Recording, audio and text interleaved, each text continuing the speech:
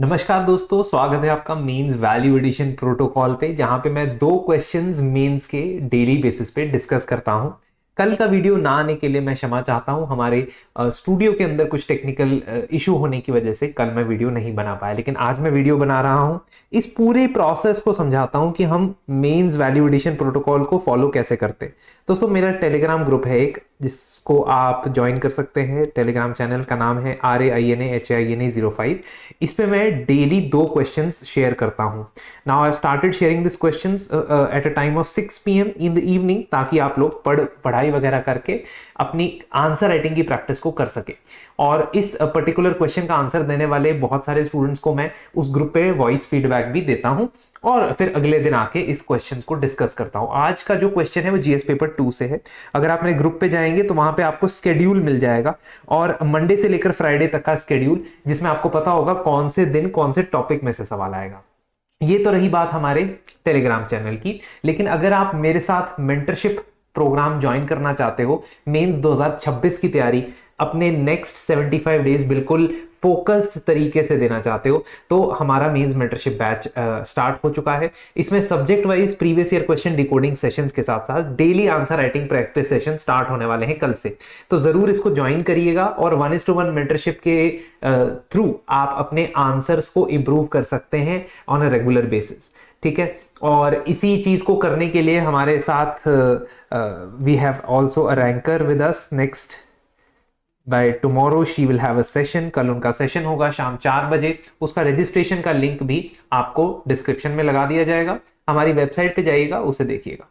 Question, पहला question GS2 का question previous year question है। तो पहला प्रीवियस ईयर क्वेश्चन है, दूसरा प्रीवियस ईयर क्वेश्चन नहीं। आज हम गवर्नर के बारे में बात करेंगे। तो गवर्नर के बारे में क्या बोला गया है? Discuss the essential conditions for exercise of legislative powers by the governor. Discuss the legality of re-promulgation of ordinance by the governor without placing them before the legislature. अब ये 150 वर्ड्स का क्वेश्चन है। तो जब भी हम क्वेश्चन देखते हैं, हम उसकी दो डिमांड्स को समझते हैं। पहली डिमांड है conditions for exercise of legislative power, दूसरी डिमांड है लीगैलिटी ऑफ री-प्रोमल्गेशन ऑफ ऑर्डिनेंस। यही हमसे पूछा गया है। हमसे वे फॉरवर्ड नहीं पूछा गया है, लेकिन तब भी हम देंगे। क्यों? क्योंकि हमारा आंसर राइटिंग का थंब रूल ये है कि जब भी हमें कोई प्रॉब्लम बताने के लिए कहा जाए, कोई चैलेंज बताने के लिए कहा जाए, तो हमसे पूछा गया है या नहीं पूछा गया है, रिगार्डलेस हम उसका सोल्यूशन कुछ ना कुछ तो दे के आएंगे ही। तो हम इंट्रोड्यूस करने के लिए 7 मेथड्स अपनाते हैं। इसमें सीधा सीधा कॉन्स्टिट्यूशनल आर्टिकल लग जाएगा। तो कॉन्स्टिट्यूशनल आर्टिकल के अंदर हम ऑर्डिनेंस मेकिंग पावर की बात कर सकते हैं, या हम आर्टिकल 153 से स्टार्ट करके गवर्नर की पोस्ट के बारे में बात कर सकते हैं। Whatever we want to say. तो कॉन्स्टिट्यूशन में article 213 is related to governor's ordinance power. Article 200 is related to governor's power related to veto. Other articles can also be mentioned regarding summoning and proroguing of the session. अब पहले part में लिखा गया है what are the essential conditions for governor's legislative powers. इसको समझने के दो तरीके हो सकते हैं। लेजिस्लेटिव पावर मतलब हम सिर्फ लॉ मेकिंग पावर की बात करते हैं। अगर हम लॉ मेकिंग पावर की बात करें तो उसको हम कहेंगे कि ordinance, we'll only talk about ordinance. But actually legislative power may include other aspects related to the legislature। ठीक है, जैसे कि समन करना, प्रोरोग करना हाउस को, या बिल्स को वीटो करना, ये भी हम मेंशन करेंगे in the first part of the answer. अब मैंने क्या बताया? What are the essential conditions for governor's legislative power, मतलब वीटो के ऊपर क्या कंडीशंस लगती है। इसके लिए नवंबर 2025 के अंदर सुप्रीम कोर्ट की एडवाइजरी जुरिस्डिक्शन में जजमेंट आती है, और ये कहा जाता है कि 3 ही ऑप्शन होते हैं गवर्नर के पास। Governor can not by his discretion reject a bill. अगर मैं इस क्वेश्चन को का आंसर 2026 में लिख रहा हूं तो मैं ये इंक्लूड करूंगा। ये क्वेश्चन प्रीवियसली 2022 में पूछा गया था, तब ये जजमेंट एग्जिस्ट नहीं करती थी, लेकिन आज के समय एग्जिस्ट करती है। इसलिए जब भी प्रीवियस ईयर क्वेश्चंस करो, पुराने मॉडल आंसर मत देखो जो बने बनाए हैं, नए आज के सिनेरियो के हिसाब से आंसर की प्रैक्टिस करो। दूसरा, सुप्रीम कोर्ट ने यह भी कहा कि governor can not indefinitely delay in trying to withhold और trying to provide an assent, है ना। तो ये भी एक लिमिटेशन है ना उसकी पावर के ऊपर, एक लिमिटेशन है उसकी वीटो पावर के ऊपर। तीसरा, प्रेसिडेंट के लिए रिजर्व सिर्फ फर्स्ट इंस्टेंस में बिल किया जा सकता है, not once it has been returned for reconsideration. So these are all limitations on governors legislative powers as far as assent to bills is concerned। मैं ये मेंशन करूंगा। फिर उसके बाद मैं ऑर्डिनेंस मेकिंग पावर पे आऊंगा, क्योंकि दूसरा पार्ट जो है, सेकंड पार्ट जो है वो ऑर्डिनेंस मेकिंग पावर है। ऑर्डिनेंस के बारे में मैं डायग्राम बना के बता सकता हूं कि what is an ordinance, but problem पता है क्या है? प्रॉब्लम यह है कि वहां पे भी मैं लिमिटेशन ही लिख रहा हूंगा और यहां पे भी मैं लिमिटेशन ही लिखूंगा। यहां पे रेपिटेशन ऑफ एफर्ट होने के चांसेस हैं कि आप ऑर्डिनेंस के कैरेक्टरिस्टिक फीचर बता दो कि वो 6 महीने के लिए वैलिड होता है, उसे 6 महीने के अंदर अंदर लेजिस्लेचर के सामने प्रेजेंट करना पड़ता है, अगर वो पास नहीं होता तो वो लैप्स हो जाता है। ये सारी लिमिटेशन है। So if you give a definition of ordinance and try to say okay a governance can make only ordinance on state list subject, on concurrent list subject, है ना, ये लिमिटेशन है, ये लिमिटेशन पार्ट में है ये। तो फिर ऑर्डिनेंस की परिभाषा देने की आपको इसमें जरूरत नहीं, सीधा jump on to the fact of limitation. ठीक है, सो कंडीशंस क्या है? लेजिस्लेचर का सेशन नहीं चल रहा होना चाहिए, नंबर 1।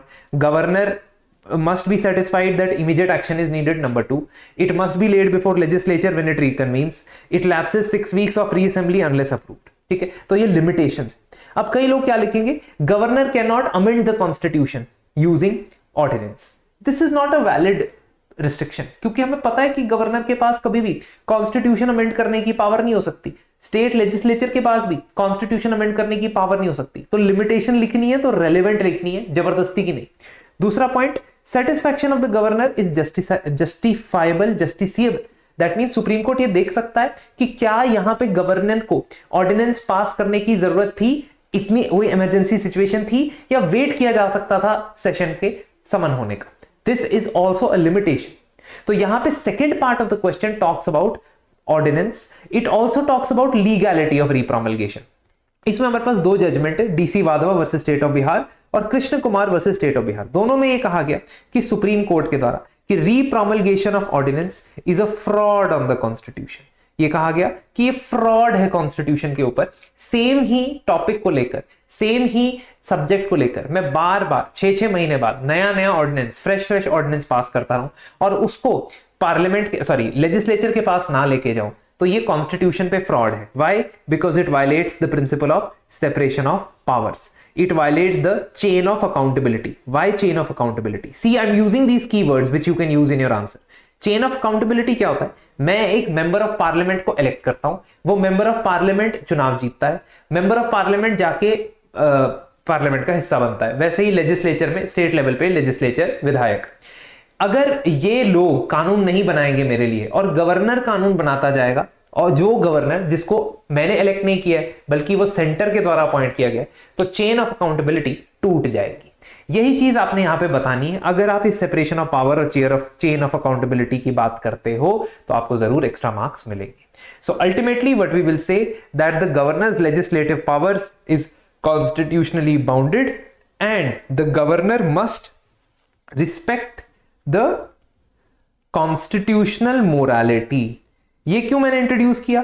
क्योंकि अगर सिर्फ और सिर्फ वर्डिंग पे जाए तो गवर्नर के पास डिस्क्रिशन का स्कोप अवेलेबल होता है, अपनी मर्जी चलाने का स्कोप अवेलेबल होता है। लेकिन अगर कॉन्स्टिट्यूशनल मोरालिटी के आधार पे मैं सोचूं तो वो स्कोप उसे एक्सरसाइज करना नहीं चाहिए, क्योंकि गवर्नर एक नॉमिनल हेड है, गवर्नर एक नॉन इलेक्टेड हेड है। तो कॉन्स्टिट्यूशनल मोरालिटी चाहेगी कि जो ज्यादा पावर हो वो किसके पास हो? एक चुने हुए उम्मीदवार के पास। ठीक है, so this is how you have to add value in the answer. And if you want to do it on a daily basis, I am telling you कि मेंस मेंटरशिप बैच में मैं इंश्योर करूंगा हर subject के अंदर आपके answer को pin point accuracy से हम करेक्ट करने के ऊपर काम करेंगे। सेकंड क्वेश्चन देखो, आप इसको पॉज करके खुद भी ट्राई कर सकते हो। Try to brainstorm this question that what are the points you will write in introduction, body and conclusion. Comment section में मुझे इसका कंक्लूजन बताना, क्योंकि मैं इस क्वेश्चन का कंक्लूजन आपको नहीं बताऊंगा। Critically analyze the role of governor in ensuring smooth center state relation। हमने गवर्नर के एक एस्पेक्ट को उठाया और कहा कि सेंटर स्टेट रिलेशंस को इंश्योर करने के लिए गवर्नर के रोल को क्रिटिकली एनालाइज करें। क्रिटिकली एनालाइज करने का मतलब है कि हम उसके पॉजिटिव कंट्रीब्यूशन के बारे में भी बात करेंगे गवर्नर के, कि क्या पॉजिटिव कंट्रीब्यूशन होते हैं और हो सकते हैं, और क्या चैलेंजेस आते हैं जब गवर्नर सेंटर स्टेट रिलेशंस के फलक्रम पे होता है। तो यहां पे हमने इंट्रोडक्शन में सिंपली कॉन्स्टिट्यूशन के आर्टिकल मेंशन कर दिया है ना। Simply we put constitution article, we talk about that in our country the governor's position is constitutional as well as a center's representative।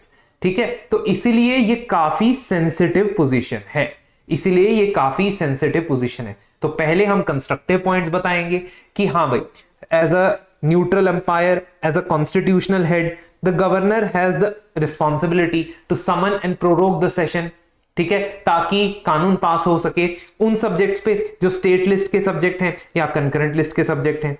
Floor test की पावर्स होती है governor की, ये देखने की कि स्टेट गवर्नमेंट एक्चुअल में एक डेमोक्रेटिकली रिप्रेजेंटेड गवर्नमेंट है या बिना मेजॉरिटी के चले जा रही है। Presenting a report under article 356, ये चेक करना कि कहीं जो सेंट्रल गवर्नमेंट है, सॉरी जो स्टेट गवर्नमेंट है, वो कहीं कॉन्स्टिट्यूशन के खिलाफ ना चल रही हो।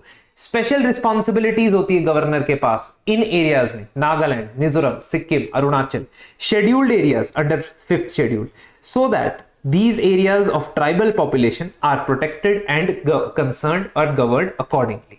तो इससे क्या कर रहा है गवर्नर, एक कंस्ट्रक्टिव रोल बना रहा है और स्मूथ रिलेशंस इंश्योर कर रहा है। गवर्नर में also lead the mutual delegation of functions, ये आप लिख सकते हो कि म्यूचुअल डेलीगेशन ऑफ फंक्शंस करने में जब governor of the state approaches the central government, tries to delegate certain factors, certain powers to the center, certain jobs to the center, then he acts as a representative of the state। फिर उसके बाद we talk about that कहां पे governor disrupt करता है। अब इसके point generally हमें पता होते हैं क्योंकि न्यूज़पेपर से लेकर मैगजीन से लेकर कोई भी रिपोर्ट्स आप देख लो, you will see a plethora of topic covering what are the governor's drawbacks, ठीक है, चाहे वो गवर्नमेंट फॉर्मेशन को लेकर हो, चाहे वो फ्लोर टेस्ट या समन करना हो हाउस को। कई बार अपनी मर्जी से हाउस को एडवांस कर लेते हैं, आगे कर लेते हैं, कई बार चीफ मिनिस्टर के कहने पर भी हाउस को समन नहीं करते। इस तरीके की बदमाशियां देखी गई हैं, विद एग्जांपल मैंने बताया है। कई बार बिल को असेंट देने में 2-2, 3-3 साल लगा देते हैं, कई बार ऑर्डिनेंस को रीप्रोमलगेट करते रहते हैं। अब यहां पे ये गवर्नर की खुद की मर्जी नहीं है, ये अपनी मर्जी नहीं है, स्टेट गवर्नमेंट के हिसाब से करते हैं। आर्टिकल 356 का मिसयूज कंसिडरेबली रिड्यूस हुआ है ना, कंसिडरेबली रिड्यूस हुआ है, लेकिन कई बार रिसेंट पास्ट में भी देखा गया, ठीक है, बट 2016, 17, 18 के बाद ज्यादा नहीं।